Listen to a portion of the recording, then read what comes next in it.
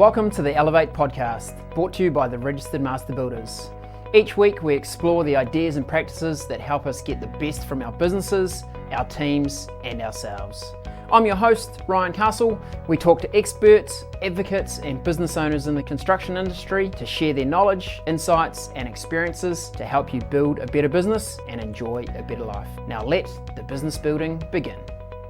David Kelly, Chief Executive of Registered Master Builders. Welcome along to the Elevate podcast. Great to have you on the show again. You too. Thanks, Ryan. Good afternoon. It's a sunny day here in Wellington. So, indeed. Well, what do they say? You can't beat a good day in Welly. Yeah, that's right. Or you can't beat Welly on a good day, I think. Oh, there you go. Maybe you said it like a local, and I've butchered it like an Aucklander. Yeah, there you go. Hey, Dave, we're in a interesting time in our both economy and in our country. I think right now we've got elections coming up. We've got some maybe nervousness around what's happening in the economy. People keep talking about the R word. We've still got some of those things like high inflation, high interest rates, which we know have an impact. And we've also got an election not too far away. It would be very interesting to hear your thoughts on what's coming up, and particularly, I guess, around how is Master Builders trying to work with the various parties ahead of the election?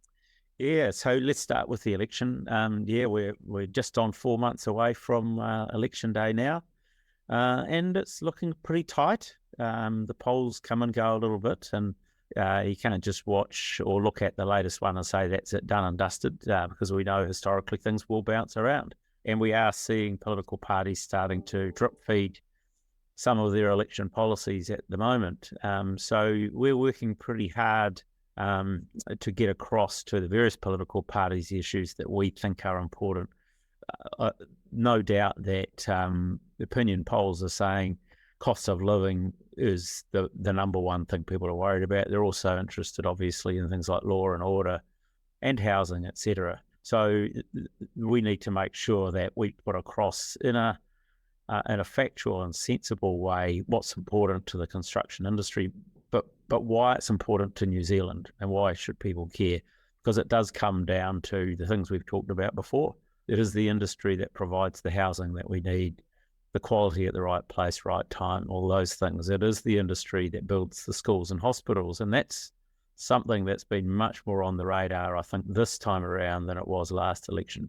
So those are the things we're focusing on and making sure that we're able to get that across in a clear way so that it makes sense, and try and be positive about the opportunities. And also the contribution that the construction sector makes to our GDP, essentially the revenue that's generated inside this business is ginormous, such a significant contributor there, and with employment, number of people employed in the sector, it's a really, really big play. I understand that Master Builders have been working on a election manifesto. Would you be able to tell us what that is and what we're looking to achieve with that? Yeah, so there's two or three things really. One, picking up on your point, we do keep reinforcing to the political parties and to New Zealand and to the media the size of the industry, because you can't assume that everyone keeps in their head what you and I and our members do, just how big it is. The third or fourth biggest contribution to our economy, if you measure by GDP, the third or fourth biggest employer of people, and fundamentally important. So we've got together, I think, much better facts and figures. We've also talked about what's happened in the growth in the industry over the last 10 years and what looks like it's happening now and is going to happen next. And that's one of our key themes. So that's the boom bust. But it's about explaining why is this thing important, because I think people hear it but then potentially dismiss it. So what we're setting out really clearly is how important, how damaging it is, not just to the construction sector and employment, but how it impacts the cost of living itself in terms of the cost of housing, why it's difficult for people to afford a first home, why the cost of construction keeps going up, and how the impact of boom bust has a long-term effect. So that's one of our key themes. Also thinking about a related thing, which is about skills and capacity. So again, when we have these ups and downs, we lose people from the industry. Then when things are looking up, we don't have the people, or we've stopped training.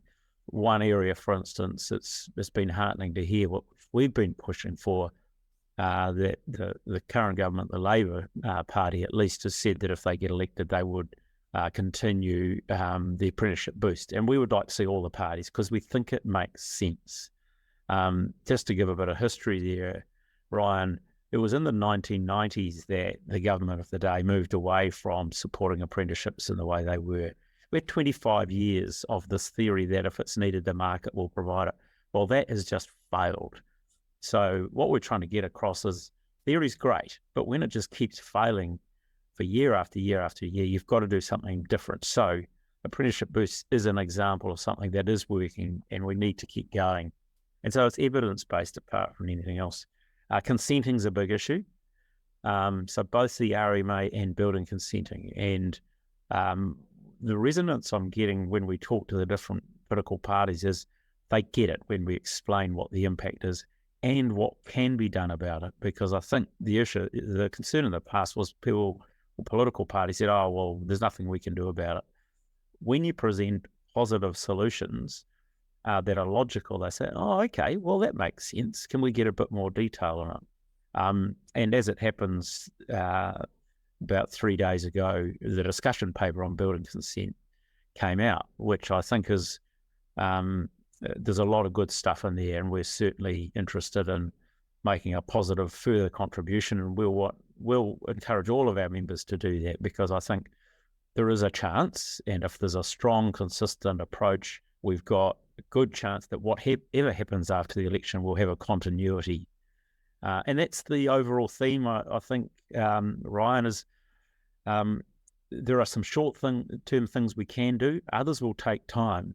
But what stops that is when we have this flip-flop. One party in power has one policy, and then when they get kicked out, the others almost have a different policy for the sake of it. So we want consistency over time. So that's why we've expanded the way we've done things this year. Nice. We're starting to see election billboards pop up around the city, and I was driving past one this morning, and I was thinking, wow, it's so challenging trying to distill down maybe an entire party's policy onto a single statement on a billboard. I'm like, I wonder how they go about their process of choosing what they're going to say.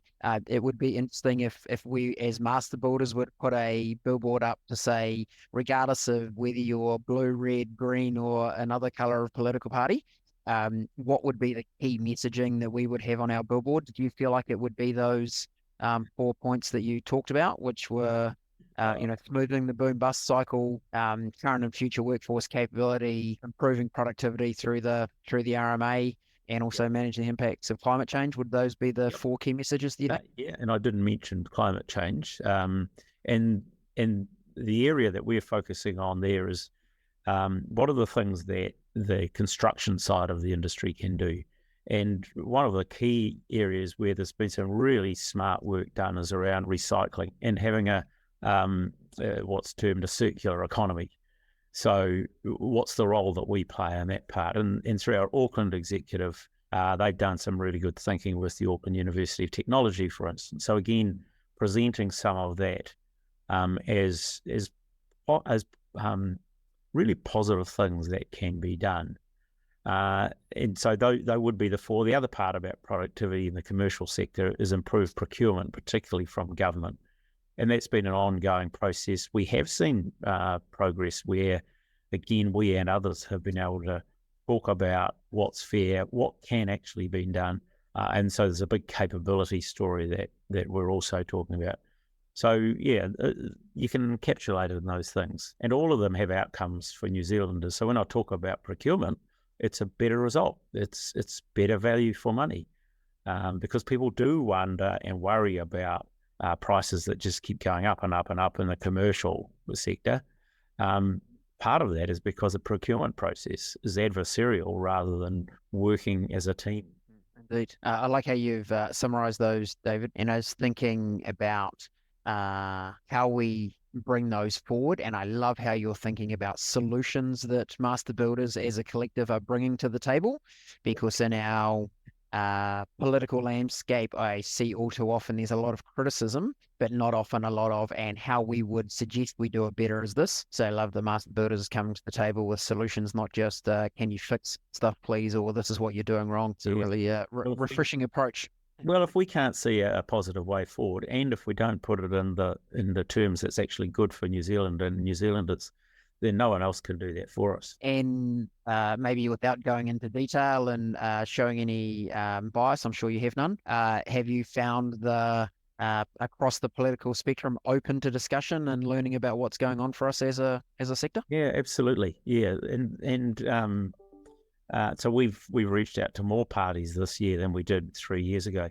No, they really are interested, and I think there's two things we want to get through. One is about our ideas, but it's also about credibility, that we're also open to further discussion with whichever party, if they're struggling to understand certain things or they'd like our view on their potential policies. And that's actually been quite a positive response from most we've met with. Said, yeah, actually, we might do that. We might come back to you and just test things with you. So it's about that. It's about credibility, that we do know the industry, and that we're not just out for our narrow self-interest. Yeah, fantastic. And David, we have the Constructive event coming up. It's going to be in Auckland this year, coming up on the 30th, 31st of August. It's a marquee event for the industry, a real opportunity to bring people together right across residential and commercial, get insight from experts, but also provide a great environment for people to connect. Following on from our election discussion, how do you think Constructive can help bring the debate and topical issues to the political landscape? So I think there's two parts to this year, or two broad themes. One is around the election, and we'll talk about the manifesto, some of those issues we've talked about with case studies and people from the industry rather than external experts. But we'll also talk about what's the current working environment. We've been through a long period of upward growth. We are in a period where, particularly in residential, it's slowed down a lot and it's likely to decline. We don't know how long for. So in terms of the political side, we've got Chris Luxon has agreed to come along, and Minister Megan Woods. I think two really strong, thoughtful, intelligent speakers.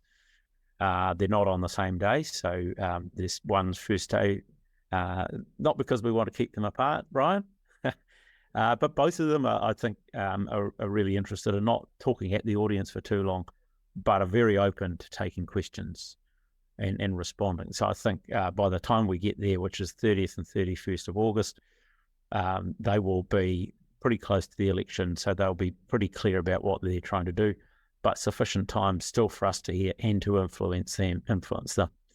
But the other side is, from a business point of view, how do you work in the current environment? And we talked a bit about that last year. This year, it's much more real, and we've got some more concrete examples of things that people are doing and need to do to run their business and to survive, to look after their people. So I think we won't spend all the time on that, but there'll be a mixture of the two, but also with trying to think about how do you come out of a more difficult period stronger, and what are the exciting things that people are already doing that people can learn from. Yeah. And challenge always creates opportunity and creates an environment where people are forced to think differently and solve challenges in different ways. So it sounds like Constructive is going to have some of that forum in there to be discussed, which is great. It's going to be an interesting time because many of our younger members may never have seen a downturn cycle before. They've only ever known excess demand. So there's going to be, it would be useful to lean on the experience of some of our members that have been through this before. And Constructive is a great place to connect with people right across the industry, right? And kind of get a few of those battle-hardened members from our community and just talk to them, ask them what they've experienced before. How did they deal with a cycle where it wasn't growing? Yeah, we had all of our branch executive presidents and deputy presidents together last week for a whole day. The last 3 years has been a bit difficult to do that, but it was a really good day, I think, of testing some ideas with them, including some, I think, quite interesting things around your financial performance and how you measure that. What sort of measures should you look at that'll give you a quick indication of whether you're doing well or not? And then what can we do to help our members? What sort of service? So by the time we get to Constructive, we would have developed that further and really want to share that with a broader audience.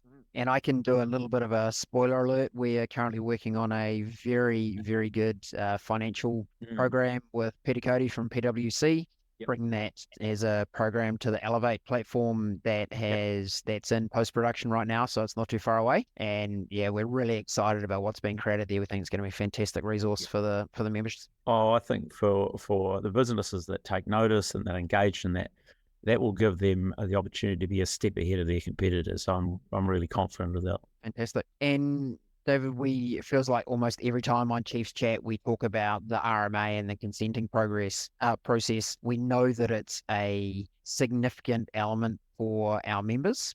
And the reason we talk about it all the time is, one, because it's not something you change overnight, but it requires steady progress over time, getting a little bit done. Will that be on the table at Constructive as well? Yep. So it will indeed. And the consenting side that I've already mentioned, I think we're making progress on that. And that's an area that we've been pushing for a long time. And there's becoming a consensus about certain parts. There are other things that we'd like to go further. RMA is more challenging. I don't think there's a consensus across the board on what are the changes needed. The only consensus is the current process is problematic and difficult, and we don't want to make it worse. So I think there's a lot more to happen in that space, but I'm more confident about the building consenting. Right. Yeah. And David, future thoughts? Any chance you'll be running for Prime Minister of the country one day? Being very positive, absolutely not. Think you might leave that job to someone else for now? I've got plenty of other things to be punished for, but I don't think that's fair enough to punish me with such a terrible sentence.